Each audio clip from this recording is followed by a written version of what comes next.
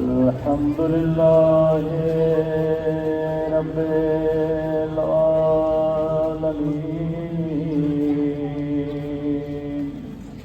الحمد لله كما هو أهله. الصلاة والسلام على سيد المرسلين وخاتم النبيين أبي القاسم محمد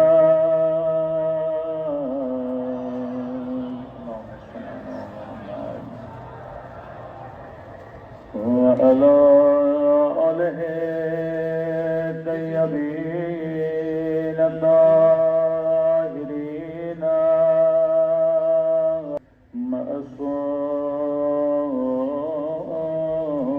معصومين. سمجھ کے دعا امام زمان. اللهم كل وليك حجة ابن الحسن صلواتك عليه وعلى آبائه في هذه الساعة وفي كل وليا وحافظا وقائدا وناصرا ودليلا وعينا حتى تسكنه أرضك وتمتعه فيها طويلا برحمتك يا أرحم الراحمين. صلوات پڑھے محمد. بسم اللہ الرحمن الرحیم. رب اشرح لی صدری ویسر لی امری واحلل عقدۃ من لسانی یفقهوا قولی. اما بعد فقد قال امامنا الحسین علیہ الصلاۃ والسلام انما خرجت لطلب الاصلاح فی امت جدی. صلوات پڑھے محمد وآل محمد.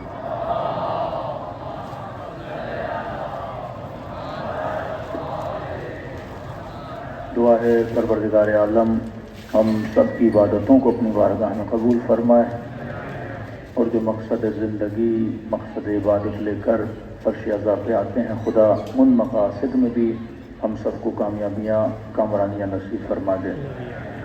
مسلسل آپ کی خدمت میں عرض کر رہے ہیں کہ عاشورہ اور اصلاح معاشرہ. عاشورہ کا مطلب ہے کہ معاشرے کو عاشورائی معاشرہ بنایا جائے. دنیا میں مختلف تہذیبیں سویلائزیشنیں جنہوں نے جنم لیا، کئی سویلائزیشنز بہت مضبوط تھیں، انہوں نے دوسرے قوموں کی سویلائزیشنز کو تباہ و برباد کر دیا. جیسے آپ ویسٹرنائزیشن جسے ہم بولتے ہیں کہ چائنا میں آپ چلے جائیں ان کا اپنا کلچر باقی نہیں رہا، رشیا میں چلے جائیں ان کا اپنا کلچر باقی نہیں رہا. پوری دنیا کو ایک سویلائزیشن نے ختم کر دیا.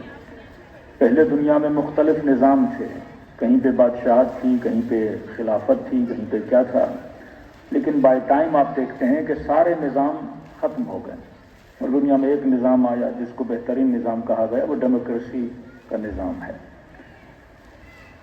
عاشورہ ایک نظام اہل بیت کا نام ہے کہ فرد ہمیشہ کمزور ہوتا ہے، سسٹم مضبوط ہوتا ہے، افراد مر جاتے ہیں، سسٹم باقی رہ جاتے ہیں. اگر کسی سسٹم کا دار و مدار کسی فرد پر ہے تو فرد کے جانے سے سسٹم بھی کیا ہو جائے گا؟ گر جائے گا. لیکن فرد سسٹم کو چلانے والا ہے، سسٹم اپنی جگہ پر ہے.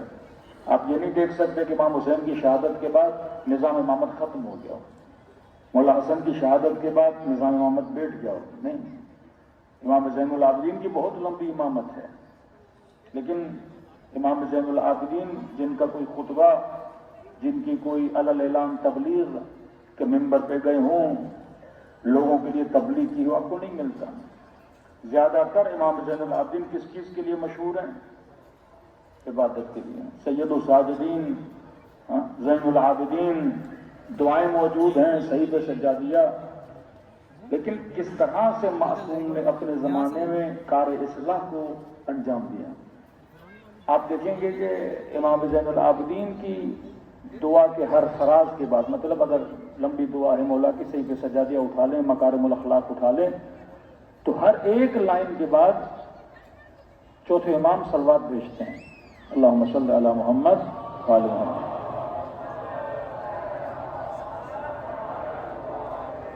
کیوں مولا بار بار صلوات بھیج رہے ہیں؟ کیونکہ اب یہ وہ زمانہ ہے کہ جہاں بغض امیر المؤمنین میں امام حسین کو شہید کیا گیا ہے.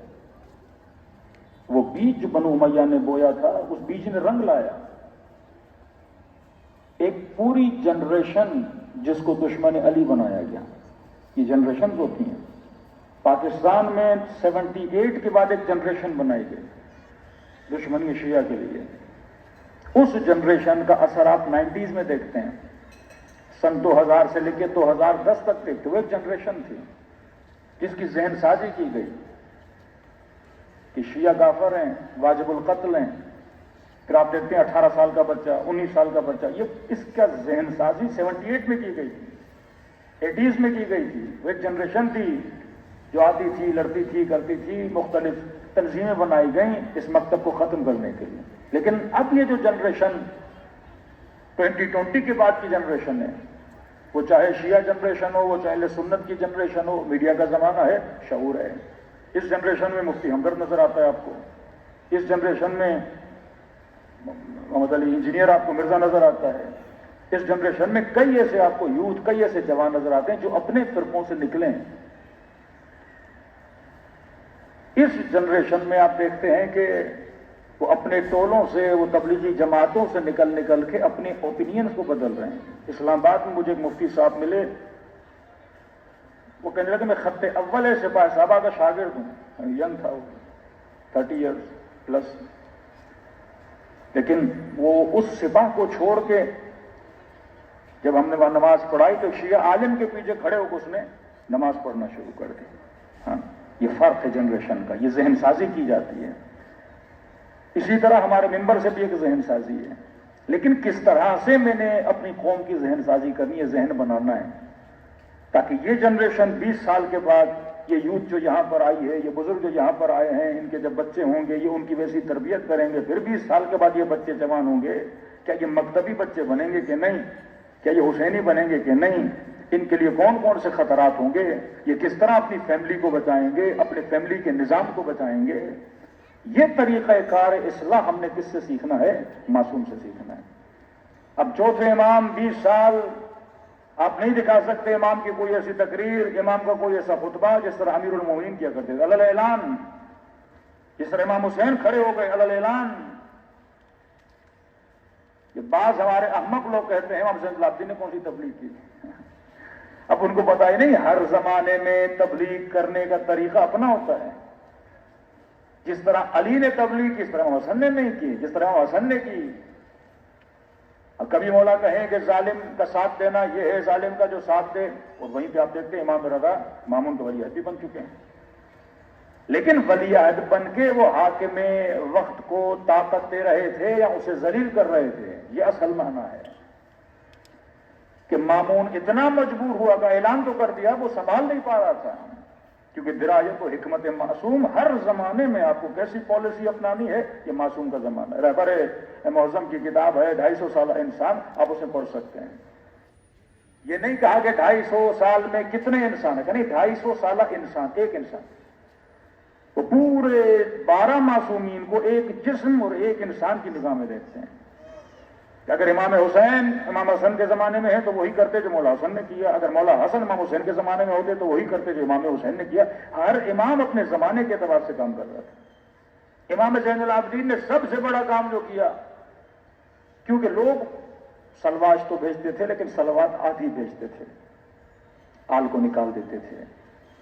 امام نے جتنی دعائیں پڑھی، دعا کے ہر ایک لائن کے بعد ایک سلوات، ایک سلوات، ایک سلوات۔ اب دنیا کہتی تھی یہ دعائیں پڑھ رہے ہیں، دشمن کو کوئی خطرہ تو نہیں ہے، لیکن امام اپنے زمانے کی نسلوں کے ذہنوں میں محمد اور آل محمد کی محبت کو دعا کے ذریعے سے ڈال رہے تھے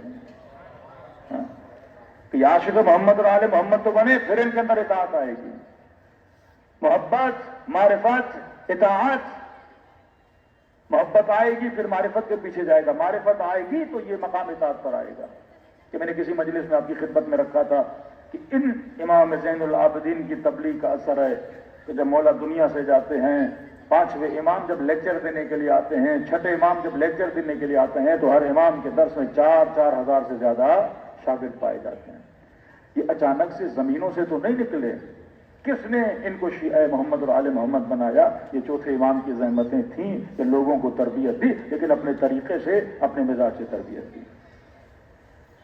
اگر آپ کے معاشرے میں لیڈرشپ ہے تو یہ لیڈر کا کام ہے کہ قوم کو سمجھائے۔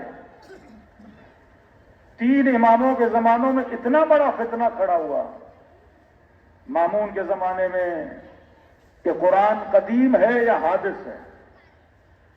قدیم کا مطلب جب سے خدا ہے تب سے قرآن ہے، حادث کا مطلب نہیں اللہ نے کہا کن فیکون، وہ چیز ہو گئی۔ تو جو اس کے قائل تھے کہ قرآن حادث ہے، نہیں پہلے نہیں تھا ابھی ہے، ان کو زندانوں میں ڈالا گیا۔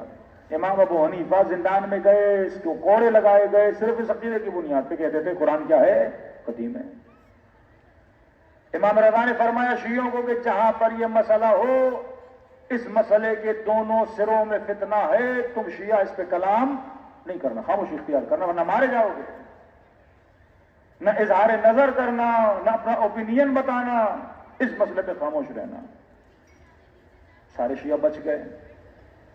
آپ بالکل نہیں دیکھ سکتے مامون کے زمانے میں، ان زمانوں میں بڑے طریقے سے اہل بیت علیہ الصلوۃ والسلام نے شیعوں کو بچایا۔ اب کیونکہ معصوم تھا تو شیعوں کو بچا رہا تھا کہ یہ فتنہ ہے، اس سے بچو، یہ فساد ہے، اس سے بچو، تمہاری نسلوں کو لے جایا جائے گا، اس سے بچو۔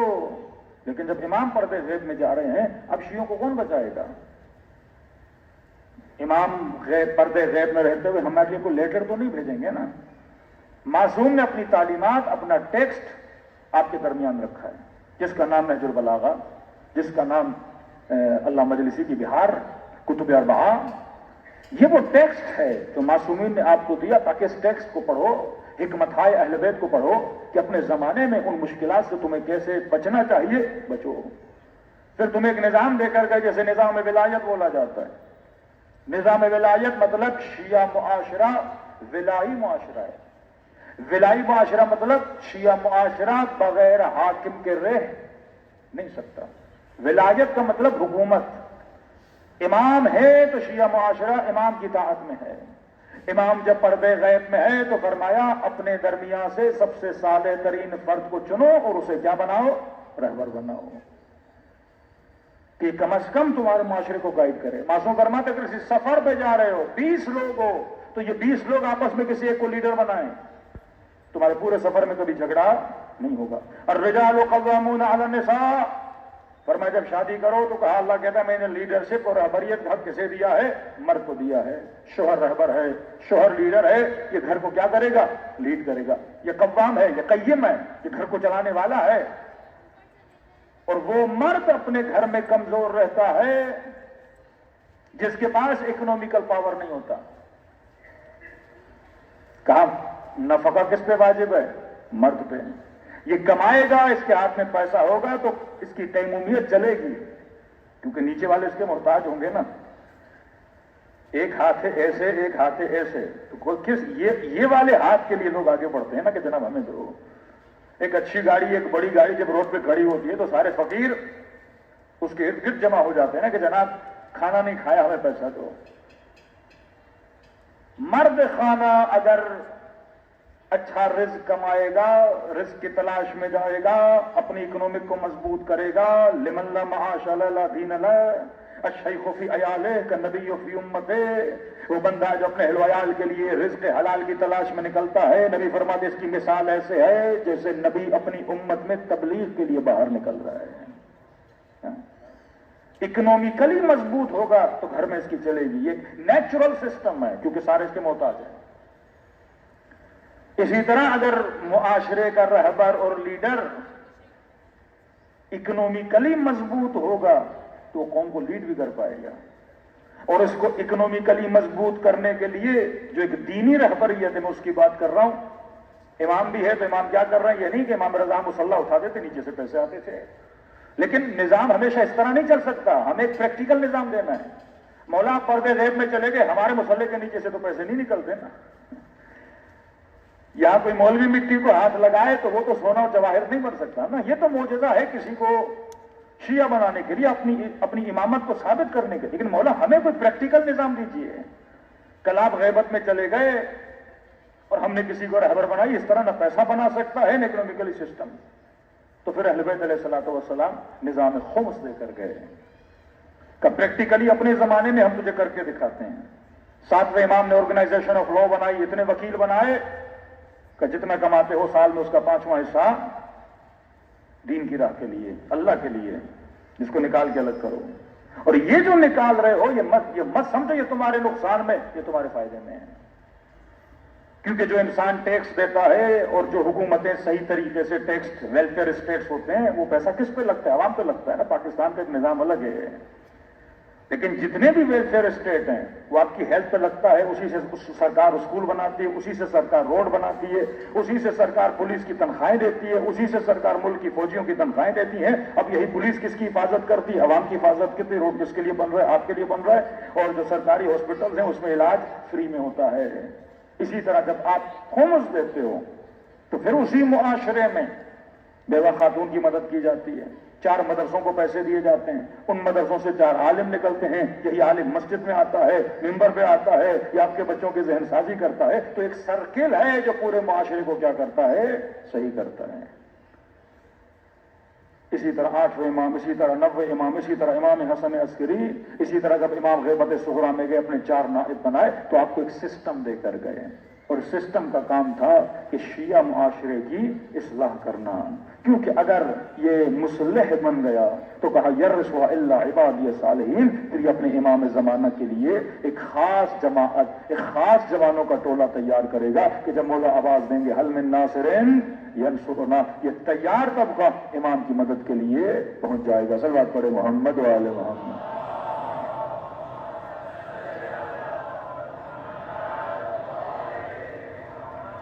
اب معاشرے میں ہو سکتا ہے کہ بعض لوگ علماء پہ بڑا اعتراض کرتے ہیں. 6 امام امام جعفر صادق علیہ الصلوۃ والسلام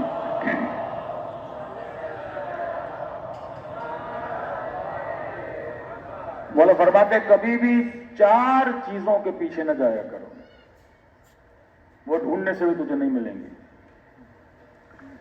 ہاں، آج میڈیا پہ، سوشل میڈیا پہ علماء پہ بڑا اعتراض کیا جاتا ہے. بھائی یہ جو کہتے ہیں وہ کرتے نہیں ہیں. 6واں فرماتے 4 چیزوں کے پیچھے جاؤ گے، وہ چیز، اس چیز کی تمہیں ضرورت تو ہے، بٹ یہ کہ اگر 4 چیزوں کے پیچھے جاؤ گے وہ چیز تجھے ملنے والی نہیں ہے.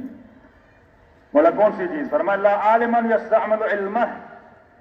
دنیا میں ایسے عالم کی تلاش میں نہ جانا کہ تمہارے ذہن میں یہ ہو کہ ایسا عالم ڈھونڈو جو 100% اپنے علم پہ عمل کرے. فرمایا ڈھونڈ کے تھک جاؤ گے، ایسا مولوی تجھے ملے گا ہی نہیں. اور اگر تلاش میں نکلو گے نہیں ملے گا تو کیا ہو جاؤ گے؟ مایوس ہو جاؤ گے کہ بھائی یہ تو عمل ہی نہیں کرتا، لہذا آپ عالم کا دامن چھوڑ دو گے. اور جب عالم کا دامن چھوڑو گے تو پھر جہالتوں میں چلے جاؤ گے. اور میں تمہارا کام ہے جو تمہیں بتایا جا رہا ہے، اور وہ کیوں کہ کلام معصوم ہے، تم اس پہ کیا کرو؟ عمل کرو. آج مجتہدی کہتے ہیں کہ آج سے کوئی 40-50 سال پہلے ہمارے یہاں جو علماء کے لیے مینٹلٹی اور ذہنیت بنائی گئی، آج کا ٹاپک بھی یہی ہے کہ اپنی ذہنیت کو صحیح کرنا، اصلاح کرنا. معصوم بتائیں گے اب انشاءاللہ. کہ مسجد کا ایک عالم پورے محلے میں مشہور متدین ہے، پرہیزگار ہے، کہ نماز پڑھنے جاتے تھے، ایک بوڑھا تھا مسجد میں، وہ اس کے پیچھے نماز ہی نہیں پڑھے، ساری جماعت کھڑی ہے، یہ صاحب چھت پہ چلے جائیں فرادہ نماز پڑھیں۔ تو کسی نے جا کے پوچھا آپ نیچے کیوں نہیں آتے، جماعت کا اتنا ثواب ہے؟ کہا بھائی چھوڑتے، یہ میرا پرسنل معاملہ ہے۔ جب اصرار کیا بتائیں کیا مسئلہ ہے؟ کہ میں نے کوئی بات دیکھی ہے، اب یہ میری نظر میں عادل نہیں رہے۔ بھائی آپ نے کیا دیکھا ہے؟ اب یہ بات کر رہا ہوں 40-50 سال پہلے کی مینٹلٹی کی، کہ امیر المومنین سوکھی روٹی کھاتے تھے، امیر المومنین جو کی روٹی کو پانی میں ڈبو کے کھاتے تھے، امیر المومنین ابلے ہوئے کدو کھاتے تھے۔ میں نے اپنی 2 آنکھوں سے دیکھا ہے کہ مولوی صاحب کسی ہوٹل پہ بیٹھے تھے اور چرخا کھا رہے تھے۔ تو میں ان کے پیچھے نماز کیسے پڑھوں؟ ایک ایسی مینٹلٹی بنائی گئی، ایک ایسی ذہنیت بنائی گئی جو دینی ذہنیت ہے ہی نہیں۔ کیونکہ ہمارے یہاں تھی، پھٹے ہوئے کپڑے ہوں، آستینوں کے بٹن ٹوٹے ہوئے ہوں، تو وہ مولانا سب سے زیادہ متقی مولانا ہے۔ تقویٰ یہ نہیں۔ امیر المومنین فرماتے دیکھو زبان کا سچا ہے کہ نہیں، حب دنیا حب ریاست اس کے دل میں تو نہیں ہے، حب مال تو نہیں ہے۔ کیوں؟ کیونکہ اگر مال کی محبت خدا کی محبت سے زیادہ ہو گئی پھر یہ دین خدا کو بیچنا شروع کر دے گا۔ امیر شام نے کچھ لوگوں کو ہائر کیا، آیت ہے کہ میں یشری نفس ابتغاء مرضات اللہ، کہ اپنے نفس کو اللہ کی مرضی کے لیے بیچتا ہے۔ اس نے لوگوں کو ہائر کیا، جعل حدیث کروائی اور کہا کہ لکھو کہ یہ آیت کس کی فضیلت میں ہے؟ ابن ملجم کی فضیلت میں۔ یشترون بآیات اللہ ثمنا قلیلا۔ ایسے مفتی، ایسے مولوی جو دین بیچیں۔ بیچنے کا مطلب کوئی بندہ اس کو 1 کروڑ دے، جناب آپ کو 1 کروڑ دے رہے ہیں، اب عوام کو یہ بتا، مطلب غلط تفسیر کرو۔ مولانا صاحب یہ مجمع جو ہے ذرا وہوہ والا مجمع ہے، ذرا وہ فضائل پڑھیے تھوڑے نصیری ٹائپ والے، تو آپ یہاں کامیاب ہو جائیں گے، اگلے سال بھی آپ کو بلائیں گے۔ یہاں پہ وہ بات تو کر دیجئے، باقاعدہ پیسے دیے جاتے تھے۔ تشہد کا مسئلہ جو شیعوں میں ہوا، اس کو ذرا چھوڑیے، یہ مجمع اس کو مانتا ہے۔ یشترون بآیات اللہ ثمنا قلیلا، جو پیسے کی خاطر دین بیچے، مطلب دین کی غلط تفسیر کرے، وہ نہ بتائے جو بتانا چاہیے۔ فرمائے جواب کبھی بھی ہاں عالم با عمل دیکھو، لیکن یہ ذہن نہ بناؤ کہ 100%، بھائی 100% تو معصوم ہے، نیچے ہم جائز الخطا ہیں، جتنے لوگ ہیں وہ جائز الخطا ہیں۔ فرمایا کبھی بھی ایسے عالم کی تلاش میں نہ جانا جو 100%، یہ اپنی ذہنیت کو صحیح کرو، اصلاح فکر کرو، ڈھونڈو 80%، 90%، بہتر سے بہتر تجھے مل جائے۔ کوئی بہجت جا کے ڈھونڈو، کوئی حسن زادہ عاملی ڈھونڈو، کوئی خمینی صاحب جیسا، کوئی شہید مطہری جیسا، ان کی کتابیں پڑھو۔ اب ہو سکتا ہے شہید مطہری کے گھر کے اندر بھی مسائل ہوں۔ آیت اللہ قاضی، آغا طباطبائی کے استاد، آیت اللہ بہجت کے استاد، جن کو کہا جاتا ہے استاد العرفاء، جب بھی جائیں نجف اشرف تو وادی السلام میں جائیں تو قاضی کی قبر پہ ضرور جایا کریں، بڑے بڑے عارف باللہ ہیں۔ لیکن ان کے شاگرد کہتے ہیں آغا قاضی نے 2 یا 3 شادیاں دی تھیں، تو شاگرد کہتے جب ان کے گھر جاتے تھے تو واہ ویلا ہوتا تھا ان کے گھر میں، ان کی بیوی ان کو اتنا سناتی تھی، اتنا سناتی تھی، اور یہ خاموش کہتے تھے یہ شاگرد ان کے ہاتھ چومتے ہیں اور گھر میں ان کی کوئی عزت ہی نہیں ہے، تو قبلہ آپ چھوڑ دیں ایسی خاتون کو، کیوں رکھا ہوا ہے؟ وہ کہتے تھے نہیں میں صبر کرتا ہوں اور صبر ایمان کا آدھا حصہ ہے۔ وہ جانتے تھے عورت کی نیچر کو، ظاہر ہے دوسری کی ہے تو پہلی والی سنائے گی تو ضرور۔ اب آپ یہ توقع کرو کہ وہ سنائے بھی نہ تو یہ غلط ہے۔ تو کوئی بات نہیں، وہ اسی غصے میں سنا رہی ہیں کیونکہ دوسری شادی کی ہے، تمہاری تیسری کی تو پھر دونوں سنا رہی تھی۔ تو اگر مجتہد بھی ہے، مرجع بھی ہے، اتنا بڑا عارف بھی ہے، اس نے تو کار حلال کیا، کوئی حرام تو نہیں کیا۔ تقریباً کوئی ان کے 16-17 بچے تھے ماشاءاللہ، ان میں سے 8 بچے ان کے مولانا تھے، لیکن گھر کے اندر اب کوئی بندہ کہ نہیں بھائی اس عالم کو تو میں کیسے ان کے پیچھے رہوں، ان کی تو گھر میں عزت نہیں ہے تو میں ان کے پیچھے نماز نہیں پڑھوں گا۔ تو فکر کو فرما ایسے عالم کے پیچھے تلاش میں بھی جاؤ گے تو تجھے ملنے سے نہیں ملے گا. دوسری چیز عملاً بلا ریا، تم یہ سوچو کہ میں عمل ایسا انجام دوں جس میں ذرہ برابر بھی ریا نہ ہو، تم ایسا عمل کر ہی نہیں سکتے. اب بندہ کہے کہ مولانا میں مسجد نہیں جاتا، کیوں نہیں جاتے؟ کہ 10 لوگ دیکھیں گے بولیں گے جناب بڑا نمازی ہے تو ڈیلی مسجد میں آتا ہے، یہ تو ریاکاری ہے، میں تو گھر میں اکیلا پڑھوں گا تاکہ ریاکاری سے بچ جاؤں. اجتماعی کوئی ایسا عمل نہیں ہے اس میں ریا نہ ہو. گلی میں سبیل لگاؤ کہ 10 لوگ دیکھیں گے تعریف کریں گے. بکرا کاٹو گے لوگ دیکھیں گے بھائی جناب نے قربانی دی ہے، ہر سال 2-3 بکرے قربان کرتا ہے. گوشت بانٹو گے لوگوں کو پتہ چل جائے گا. ڈیلی نماز شب پڑھنے والا جوان کسی گھر میں چلا جائے، چچا کی دعوت ہو، رات کو وہاں رکنا پڑ جائے اور کہے کہ اب 4 لوگوں کے سامنے نماز شب کیسے پڑھوں، ان کو تو پتہ چل جائے کہ میں نماز شب پڑھنے والا ہوں، تو آج کی رات میں نماز شب نہیں پڑھتا. شیطان اسی طرح وسوسہ کرتا ہے. کوئی عمل ایسا نہیں جس میں نیت ریا نہیں ہونی چاہیے. عمل سے ریا ہو جاتا ہے. اس نیت سے مسجد نہ جاؤ کہ لوگ دیکھیں اور واہ واہ کریں. اس نیت سے نماز شب نہ پڑھو کہ لوگ دیکھیں واہ واہ کریں. اس نیت سے سبیل نہ لگاؤ کہ 4 لوگ واہ واہ کریں. اس نیت سے راشن نہ بانٹو، فیس بک کو فوٹو نہ چڑھاؤ کہ نیچے کمنٹس آئیں کہ جناب ماشاءاللہ اب تو بڑے سخی ہیں، اور پھر اندر سے خوشی ہو جائے کہ 4 لوگوں نے میری کیا کر دی، تعریف کی. بس فرماتے ایک ہاتھ سے دو، دوسرے ہاتھ کو پتہ نہیں لگنا چاہیے. بہت بڑے نجف کے آخوند خراسانی بہت بڑے مجتہد ہیں. ان کا ایک شاگرد تھا، بہت عظیم شاگرد، لیکن بہت کم عمری میں یہ دنیا سے چلے گئے. 45 ایئرس کے تھے، دنیا سے چلے گئے. جب آخوند خراسانی کے شاگرد سوال کرتے تھے تو جب یہ شاگرد سوال کرتا تھا آخوند خراسانی سب کو کہتے تھے خاموش ہو جاؤ، ایک گویا فقی مجھ سے سوال کر رہے ہیں. یہ دنیا سے چلے گئے. نجف کے علماء کے خواب میں آئے. لوگوں نے کہا بتاؤ تمہاری برزخ کیسے گزری؟ جیسے بدن سے روح نکلتی ہے، روایت میں ہے ابھی جنازہ اٹھانے والے جنازہ اٹھا رہے ہیں، ابھی انہوں نے جنازہ قبر میں اتارا ہی نہیں ہے تو منکر و نکیر آ جاتے ہیں اسے سوال جواب کرنے کے لیے.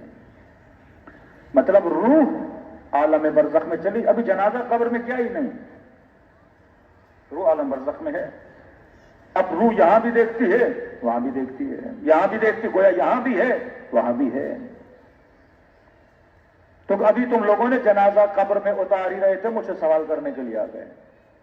قابل ترین شاگرد آخوند خراسانی کا سوال کیا کیا لے کر آئے ہو نام عمل میں؟ تو کہتا میں نے کہا میں نے اتنی کتابیں لکھی مکتب اہل بیت کے لیے، یہ کتاب لکھی، یہ کتاب لکھی، یہ کتاب لکھی. کہنے لگے جناب تم نے کتابیں لکھی لیکن اس کا فائدہ تمہیں ہوا، شہرت ملی، 4 لوگوں نے واہ واہ کیا، کتابیں بکیں، اتنی زیارتیں پڑھیں، یہ کیا وہ کیا. کہ زیارتیں تو ہم لوگ بھی کرتے ہیں، ایز عالم ہم آپ سے توقع رکھتے ہیں اور بڑا کام کر کے آؤ. نمازیں پڑھی کہ نماز تو ہم لوگ بھی پڑھتے ہیں، کوئی خاص عمل بتاؤ. تو انہوں نے کہا جتنا کچھ تھا میں نے بتا دیا، باقی میرے پاس ایسا کچھ بھی نہیں ہے میں آپ کو بتاؤں. کتابیں ہیں، طالب علمی ہے، زیارت ہے، امیر المومنین ہے، یہی کام میں نے کیے ہیں. کہ نہیں ہمارے پاس تمہارا ایک بہترین عمل ہے جس کی وجہ سے ہم تجھے آگے جانے دیں گے اور برزخ جنت میں چلے جاؤ. سوچنے لگا وہ کون سا میرا عمل ہے؟ یہ 2 علماء کے قصے ہیں، ایک ان کا ایک دوسرے کا بھی ہے. کہ کون سا ایسا عمل ہے؟ کہ یاد ہے ایک دن تمہارے گھر میں بڑا فقر و فاقہ تھا، پریشانی تھی، کچھ رشتہ دار گاؤں سے آئے تھے، اب مہمان ہیں لہذا گھر میں آ کے بیٹھ گئے، تمہارے پاس کھانے کے لیے کچھ بھی نہیں تھا. تو گھر سے باہر نکلے اور گلی سے جا رہے تھے، گلی میں اندھیرا تھا، ایک تو پریشانی، پیسے نہیں، ان کے لیے کھانا کہاں سے لاؤں، اب سوچ رہے ہیں کس سے پیسے لوں، کس سے قرضہ کروں تاکہ مہمانوں کو. تو تمہارے اندر غصہ تھا بڑا، ایک تو درس و تدریس، اوپر سے مہمان آ کر کے، اب پیسے نہیں ہیں، اور چلتے چلتے تمہارا پاؤں پتھر کو لگا، پتھر کو لگا تو پاؤں پہ زخم بڑا آیا. تو جیسے پاؤں زخمی ہوا تو تم نے اللہ سے شکایت کی کہ پروردگارا یہ کیا حالات ہیں، ایک تو مہمان، دوسرا پیسہ نہیں، تیسرے پتھر پاؤں پہ مار رہے ہو، پاؤں بھی میرا زخمی ہو گیا. کہ جب یہ خیال تیرے ذہن میں آیا تو اچانک تو نے سوچا کہ تو غلط بول رہا ہے. مہمان حبیب خدا ہوتا ہے. اگر مہمان آیا ہے تو بندوبست بھی کون کرے گا؟ خدا کرے گا. اتنی جلدی اللہ سے شکایت؟ تو اسی وقت تم نے کہا استغفر اللہ ربی واتوب الیہ، اے خدا میں معذرت چاہتا ہوں، میں نے آپ پر غصہ کیا. کہ وہیں پر جو تم نے اپنی سوچ کو بدلا، خدا نے اس سوچ کے بدلے میں برزخ میں تمہارے لیے جنت بنا دی ہے. اس نے سوچا بھی نہیں ہوگا. دوسرے عالم دین انہوں نے بھی کہا میں نے کتابیں لکھی، میں نے یہ کیا، میں نے وہ کیا، آپ کی تعریفیں ہوئی، مجلسیں پڑھی، آپ کی تعریفیں ہوئی، کہیں نہ کہیں سے کچھ نہ کچھ آپ کو ملا.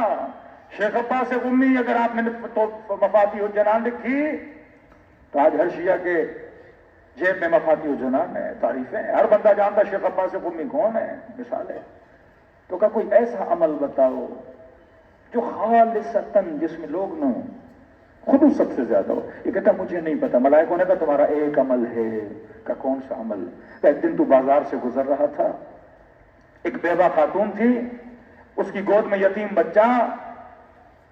اب اس کے پاس پیسے نہیں تھے اپنے بچے کو چیزیں لے کر دے، تو بچہ روئے جا رہا تھا اور بار بار اس بچے کی نگاہ سیب پہ پڑی اور ماں کو کہہ رہا تھا مجھے سیب لے کر دو، لیکن ماں کے پاس پیسے نہیں تھے، سیب کہاں سے لے کر دیتی. تو کہتا تم نے سیب خریدا اور یہ بچہ ماں کی گود میں تھا، روتا ہوا جا رہا تھا، تم نے سیب جا کے اس بچے کے ہاتھ میں دیا. وہ صرف تجھے پتا تھا، ماں نے بھی نہیں دیکھا، بچہ تجھے جانتا بھی نہیں تھا. یہ وہ عمل تھا جو بس تیرے درمیان اور تیرے خدا کے درمیان تھا. اس ایک سیب کے بدلے میں پروردگار عالم نے کب آگے بڑھ جاؤ. مثقال ذرۃ خیرا یرہ ومثقال ذرۃ شرا یرہ. ایک بادیہ نشین عرب آیا، اے محمد سنا ہے آپ نے اسلام کا اعلان کیا، مجھے ایک خلاصہ بتاؤ، ٹائم نہیں ہے میرے پاس، دین اسلام کیا ہے؟ یہ معصوم ہے نا. ایک بندہ ڈیٹیل میں آتا ہے، آپ کو اس کو سمجھانا. ایک بندہ کہتا ہے قبلہ میرے پاس 5 منٹ ہے، مجھے دین سمجھائیے. کلموا الناس بقدر عقولہم، یہ مکتب اصلاح کا مکتب ہے. اب وہاں پہ میں غصہ کروں، جناب آئے ہو 5 منٹ میں دین سیکھنا چاہتے ہو، نکل جاؤ. ہمیں ایسے لوگوں کی ضرورت ہی نہیں ہے. لیکن رسول گرامی بس یہ آیت پڑھی، مثقال ذرۃ خیرا یرہ مثقال ذرۃ شرا یرہ. جو چھوٹی سی نیکی بھی کرے گا دیکھے گا، جو چھوٹی سی برائی بھی کرے گا دیکھے گا. اس نے کہا اے محمد میں دین سمجھ گیا، میں دین اسلام کو مانتا ہوں، اور نکل گیا. نبی نے فرمایا جہاں عربین آیا تھا تو بدو تھا، لیکن جب گیا تو فقیہ بن کے واپس گیا. ایک آیت میں سے کیا بنا دیا؟ فقیہ بنا دیا. عملاً بلا ریا، کوئی ایسا عمل نہیں ہے جس میں ریا نہ ہو. تیسری چیز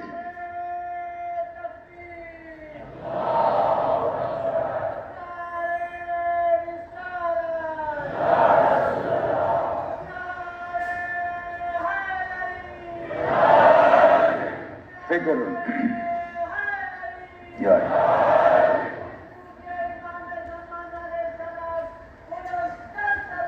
اللہم صلی علی محمد آل محمد اجل فرج.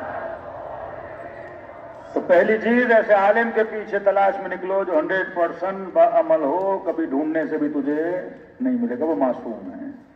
دوسری چیز ایسا عمل کرنا چاہو جس میں بالکل ہی ریا نہ ہو، وہ عمل تم کبھی کر ہی نہیں سکتے، کیونکہ ایسے اعمال ہیں جن میں تعریف بھی ہو جاتی ہے. نیت یہ ہونی چاہیے کہ میں ریاکاری کے لیے نہیں کر رہا. کراچی کی میں نے شاید بات بتائی تھی، کہتے ہیں سفر میں گزر رہے تھے، شدید گرمی، تو اچانک روڈ کے کنارے سے گاؤں تھا، وہاں پہ پہاڑی علاقہ تھا، تو چشمہ پانی کا بہ رہا تھا. جب پانی میں ہاتھ ڈالا تو ٹھنڈا پانی.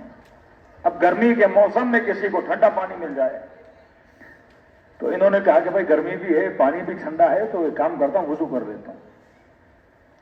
تو اقرادی کہتے ہیں میں نے وضو کر لیا، اور چہرے پہ پانی پڑے تو وہ ٹھنڈک، وہ راحت، وہ تسکین.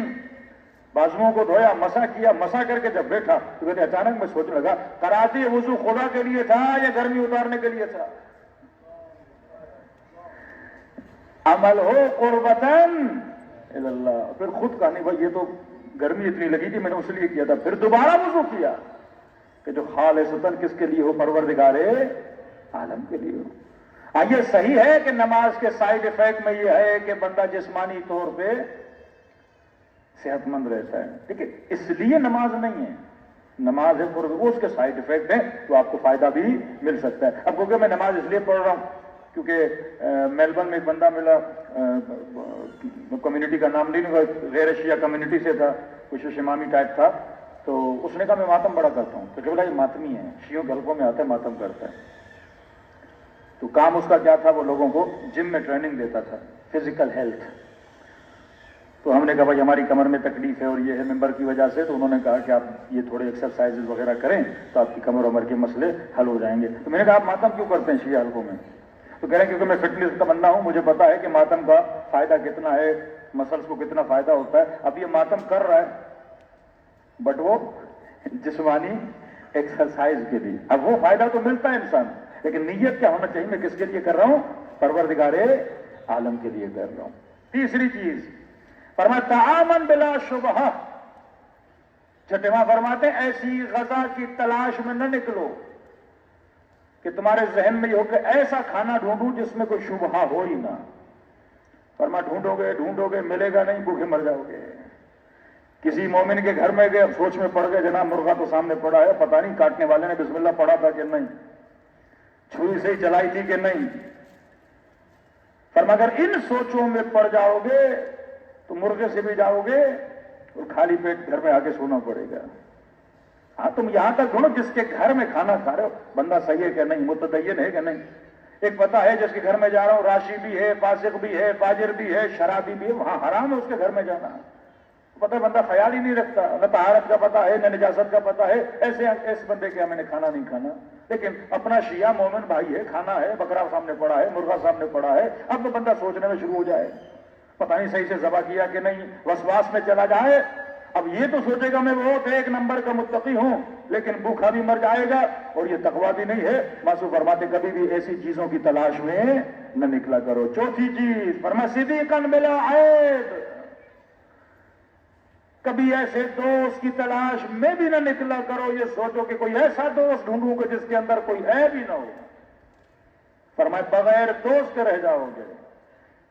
فرمایا امام فرماتے ہیں کہ جلیس الصادق وہ بندہ جو تنہا بیٹھے اس سے وہ بندہ اچھا ہے جو کسی دوست کے ساتھ بیٹھے.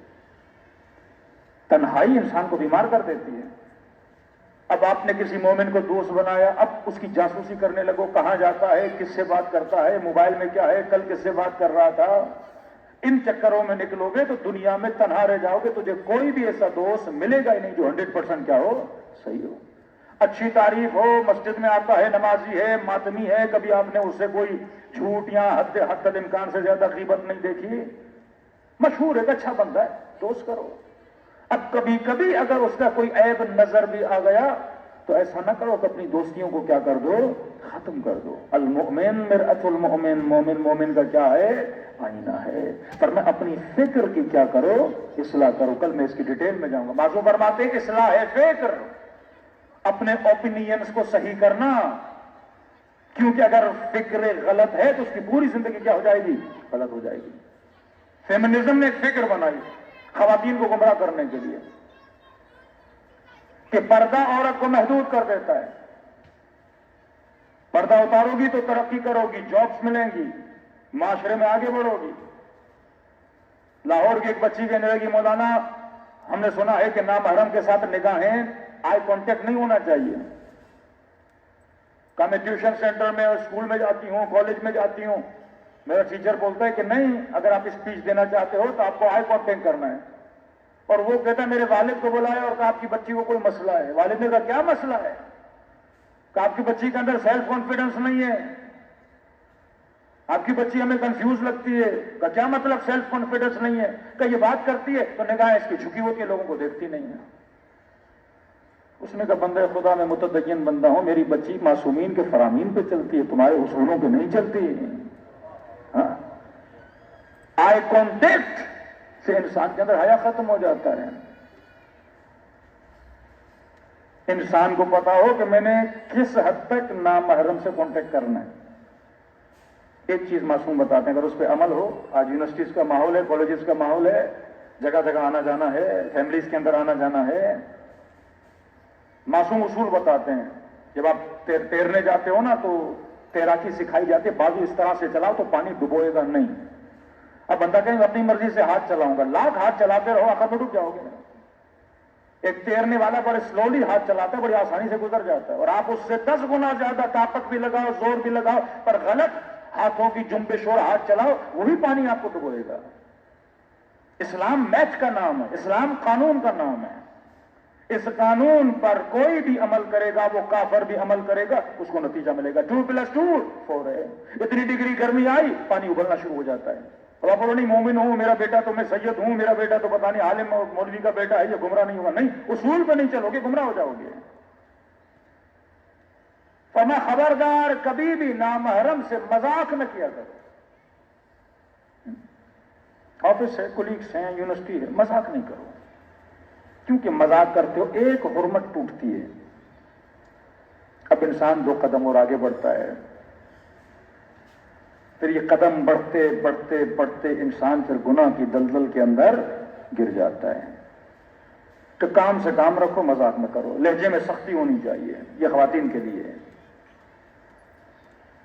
کوئی مرد کسی خاتون کا مس یوز نہیں کر سکتا اگر خاتون دعوت کے لیے ایکسپٹ نہ کرے.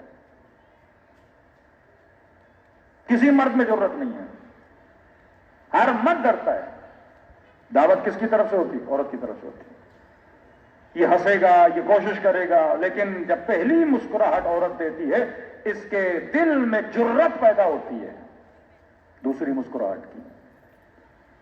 جب ایک ہنسی ہوتی ہے اس کے دل میں جرت پیدا ہوتی ہے، یہ اور جری بنتا ہے، قدم بڑھاتا ہے آگے. باقاعدہ بکس لکھی گئی کہ اگر کوئی مرد کسی خاتون کو اٹریکٹ کرنا چاہتا ہے کیا کرے. انگلش میں بکس موجود ہیں، تو اس پہ ایک لفظ استعمال کرتے ہیں سافٹ ٹچ. کیا کسی خاتون کو راغب کرنا چاہتے ہو؟ ایک ہوتا ہے کسی کو ابیوز کرنا، ہارش کرنا، ایک ہوتا نہیں سافٹ ٹچ. تو آپ بات کرتے کرتے اس کے ہاتھ پہ ہاتھ مس کر دو، ٹچ کر دو، دیکھو اس کا ریئیکشن کیا. اگر ریئیکشن نہیں دے رہی قدم بڑھاتے جاؤ بڑھاتے جاؤ، اس کو اپنے جال میں پھنساتے جاؤ. تو قصوروار وہ انسان خود ہے جو معصومین کے فرامین کا عمل نہیں کر رہا. آپ کی ایک مسکراہٹ اس کے دل میں شیطانی شعلوں کو جلا سکتی ہے. آپ کا ایک مذاق اس کے وجود کو تباہ کر سکتا ہے. اس چیز سے تو کچھ بھی نہیں ہوگا، کچھ بھی نہیں ہوگا. کچھ نہ ہوتے ہوتے کا سوچتے سوچتے انسان بہت سارے گناہوں کے اندر پڑ جاتا ہے. اللہ پہ بھروسہ کرو، وہ تمہارا خالق ہے، وہ تمہیں اصول بتا رہا ہے. تو فرمایا مذاق کبھی نہ کیا کرو. لباس اپنا اچھا پہنا کرو. عورت کی فطری کمزوری ہے، اس کو تعریف اچھی لگتی ہے. فطری کمزوری ہے اس کی، کوئی بھی تعریف کرے اس کو اچھا لگتا ہے. صبح سے شام تک ایک ایئر ہوسٹس جو جاب کرتی ہے، جاب ہے نا اس کی جاب میں ہے کہ اپنے پیسنجرز کے سامنے مسکرانا ہے. چاہے باپ اس کا مر گیا ہے بٹ اس نے یہاں مسکرانا ہے. کہیں گے اگر آپ کی طبیعت صحیح نہیں ہے 6 دن کی ریسٹ لے لو، 4 دن کا گیپ لے کے آؤ، لیکن ڈیوٹی میں آپ نے یہ کام کرنا ہے. جوان بیٹا مر گیا، ڈیوٹی میں آپ نے کرنا ہے. مجھے کئی شیعہ ایئر ہوسٹس ملی، تنگ تھی کہ مولانا میں یہ جاب نہیں کرنا، مجبوری ہے کیونکہ شوہر نے کما ہے ہمارا. کسی کا شوہر معذور ہے، کسی کا کماتا نہیں ہے. معاشرہ تباہ ہو جاتا ہے اگر انسان اپنے فکر کی اصلاح نہ کرے. ایک فکر بنائی گئی اگر عورت حجاب کرے گی تو محدود ہو جائے گی. معصوم فرماتے نہیں حجاب تجھے محدود نہیں کرتا، تمہاری گناہوں کو محدود کر دیتا ہے. مصونیت ہے، محدودیت نہیں ہے. وہ سارے فیکٹرز بند ہو جاتے ہیں جس سے گناہ کی دعوت ہو سکتی ہے. فکر غلط، شیطان کی فکر غلط تھی تبھی شیطان بنا کہ مجھے آگ سے بنایا، اسے مٹی سے بنایا. مٹی ادنا ہے، آگ افضل ہے. آگ گرم ہے، آگ میں نور ہے. مٹی میں تاریکی ہے، مٹی ٹھنڈی ہے. آگ جلتی ہے تو اوپر کی طرف جاتی ہے، مٹی کو پھینکو تو نیچے کی طرف آتی ہے. تو میں افضل ہوں. لیکن یہ نہیں دیکھ رہا تھا کہ شیطان جس چیز پہ تیری نگاہ ہے وہ بدن ہے، جس چیز پہ خدا کی نگاہ ہے وہ روح حضرت آدم ہے. اس بدن کو نہ دیکھا کرو، اپنی روح کو دیکھا کرو کہ خدا کہے میں بہترین بنانے والا ہوں. وہ تمہارے جسم کی وجہ سے نہیں کہہ رہا، وہ روح انسان کی وجہ سے. کربلا روحوں کی بلندی کا نام ہے. آج کربلا کے شہداء کے اجساد ٹکڑا ٹکڑا ہو گئے، گھوڑے دوڑائے گئے، بہترامیاں کی گئیں، لیکن روح ابا عبداللہ الحسین نے پوری دنیا کے دلوں کو گھیرا ہوا ہے۔ یہ روح حسین ہے جس نے آپ کو فرش عزائمہ حسین پہ بٹھایا ہے۔ فرمایا کربلا روح کی بلندی کا نام ہے، جسم فنا کا نام ہے، روح بقا کا نام ہے۔ آئیے دلوں کو کربلا لے کر چلیں، سلام کریں ان ہستیوں پہ جنہوں نے اپنا سب کچھ راہ خدا میں لٹا دیا، جنہوں نے فکر کی تو روح کی فکر کی، ہور بنا اصلاح فکر کی وجہ سے۔ اے ہور دنیا محدود ہے، حسین کے پاس جاؤ گے تو جنت۔ ابن سعد بنا غلط فکر کی وجہ سے کہ مجھے رے کی حکومت ملے گی۔ امام نے فرمایا رے کی حکومت تو دور، وہاں کی گندم کا دانہ بھی نہیں نصیب ہوگا۔ اگر فکر صحیح کرتا آج اس پہ لعنت نہیں برس رہی ہوتی۔ کافی وقت ہے، حاسبو قبل ان تحاسبو، اپنی افکار کو صحیح کر، کیونکہ فکر صحیح تو انسان کا عمل صحیح۔ فرمایا خلوص سے دل سے میرے جد حسین کو سلام کرو، خدا تجھے ثواب زیارت حسین عطا کرے گا۔ السلام علی الحسین وعلی علی ابن الحسین وعلی اولاد حسین وعلی اصحاب۔ بلند آواز سے السلام علی حسین وعلی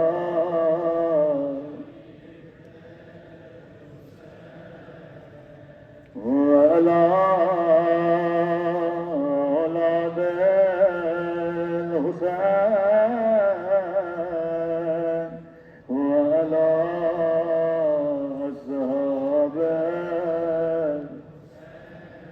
سب مل کے السلام علی وعلی علی ابن وعلی اولاد وعلی اصحاب۔ میرا سلام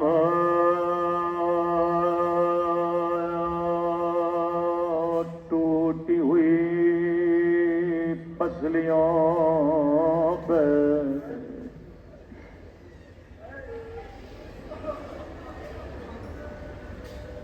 اہل بیت کے گھرانے میں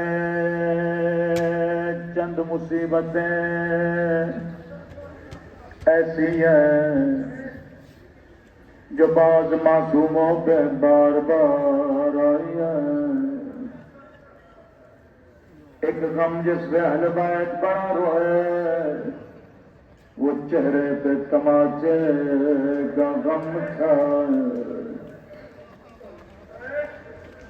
امام حسن کسی ذاکر کے خواب میں آئے، فرمایا ذاکر تو میرے شیعوں کو میرے اصلی مصائب کیوں نہیں سناتا؟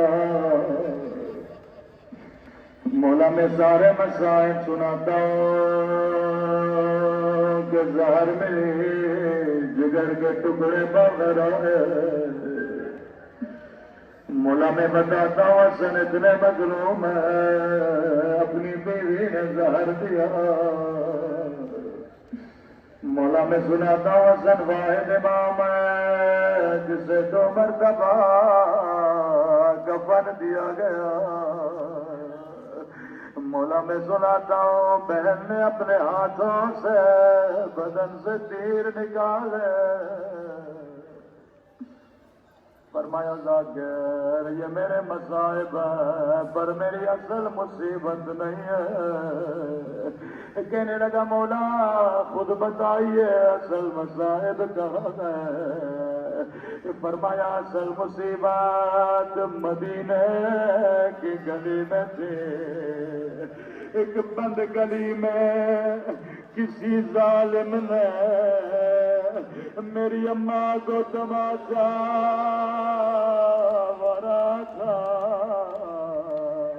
وہ میں فریادیں کرتا رہا کوئی آئے میری اماں کو بچا لے۔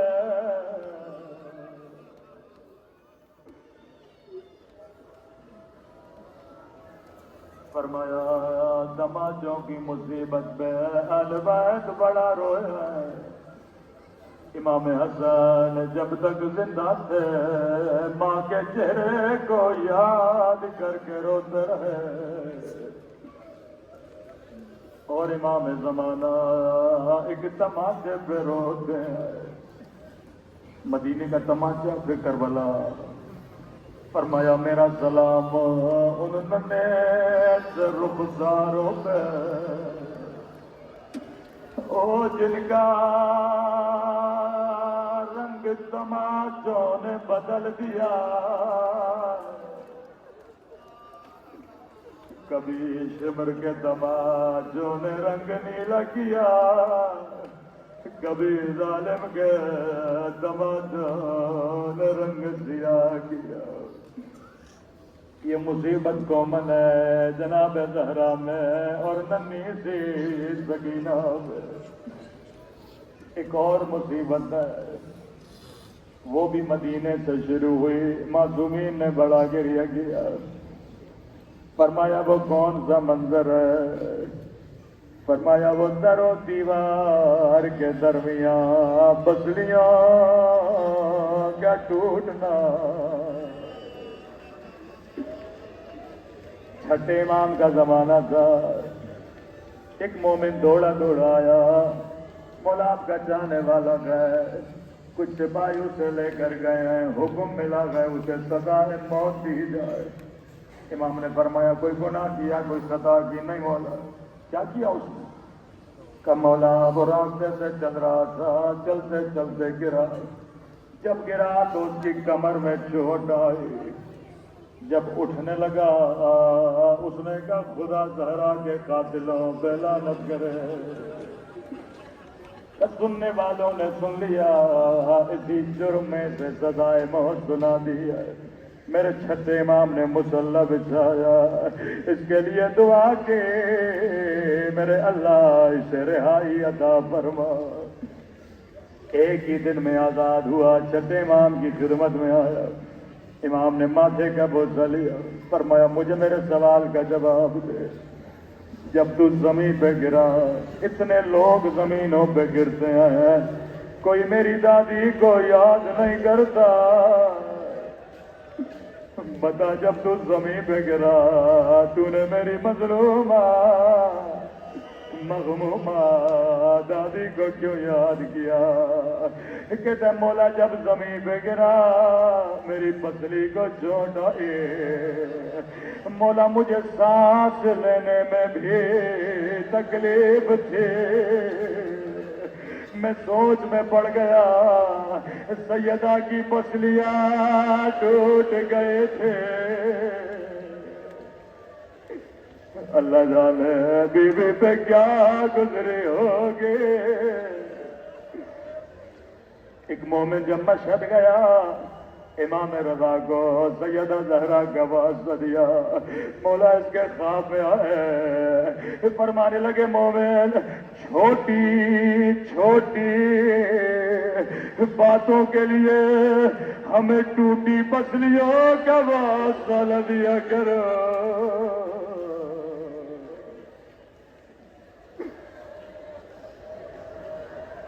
پوری زندگی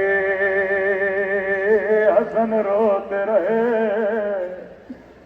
کبھی ماں کی پسلیوں پہ، کبھی چہرے کے تماچوں پہ۔ ایک شہید کربلا میں موجود ہے جس کی پسلیاں توڑ گئے۔ بڑی شباہت ہے اس شہید کی جناب زہرا سے، بڑی شباہت ہے۔ کربلا میں امام حسین کی پسلیاں بھی ٹوٹی ہیں. لعین ابن سعد کے پاس آیا.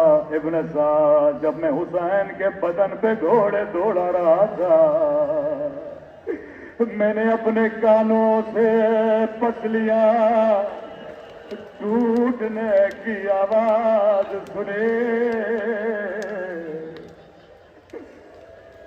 میرے مولا کی بھی پسلیاں ٹوٹی ہے لیکن وہ شباہت نہیں ہے جناب زہرا سے جو حسن کے یتیم کی شباہت ہے.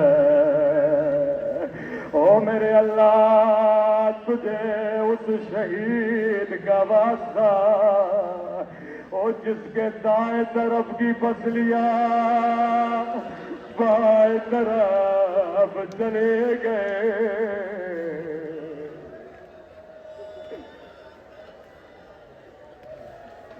شاید آپ پوچھیں کیا شباہت ہے بی بی زہرا سے. مولا حسین کی پسلیاں بھی ٹوٹی تھی لیکن میرے عزیز ایک فرق ہے.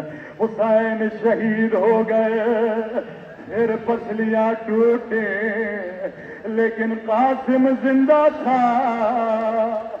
دائیں طرف کی پسلیاں بائیں طرف چلی گئے.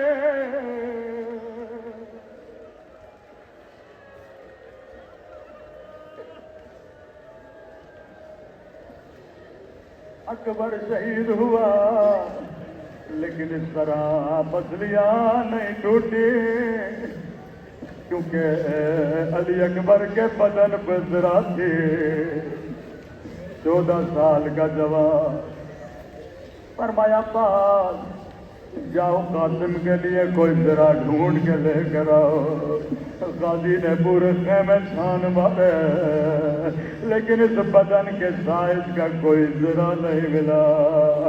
کہنے لگے چچا میں حسن کا لال ہوں, میں بنی ہاشم ہوں, میں بغیر ذرا کے میدان میں جاؤں گا. دائیں طرف کے گھوڑے نیزے لے کر آئے, یہ بائیں طرف نکل گئے. کربلا کا جو بھی شہید جب گھوڑے سے گرا امام حسین کو آواز دی لیکن قاسم اتنا چھوٹا تھا. جب گھوڑے سے گرا آواز دی اماں اماں تیرا قاسم گھوڑے سے گر گیا.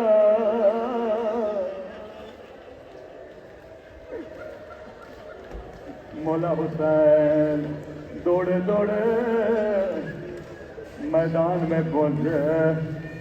دائیں طرف دیکھا کہیں قاسم کا لاشا نظر نہیں آیا. بائیں طرف دیکھا کہیں قاسم کا لاشا نظر نہیں آیا. کہ قاسم امام ہو کر کہتا ہوں مجھے آواز دو. دائیں طرف سے آواز آئی جی میرے مولا. بائیں طرف سے آواز آئی جی میرے مولا. گھوڑے سے اترے ابا کے دامن کو بچھایا, کٹے ہوئے گوشت کے ٹکڑے اٹھائے, کٹی ہوئی انگلیاں اٹھائے, نجف کی طرف ہو گیا. او بابا خیبر فتح کرنا آسان ہے لیکن یتیم کی لاش کے ٹکڑے اٹھانا بڑا مشکل ہے. گٹھڑی بنائے خیمے کے در پہ گئے. اب آتے کر کا مفزا ذرا بہن زینب کو بلانا لیکن ماں کو نہ بچانا. بی بی زینب خیمے کے در پہ آئی. فرمایا زینب قاسم کا لاشا لایا ہو. سیدہ نے کہا حسین تیرے ہاتھ تو خالی ہے, لاشا کہاں ہے؟ کہ زینب یہ جو گٹھڑی میری پیڑ پہ دیکھ رہی ہے اس میں قاسم کے لاش کے ٹکڑے ہیں. موسم حسین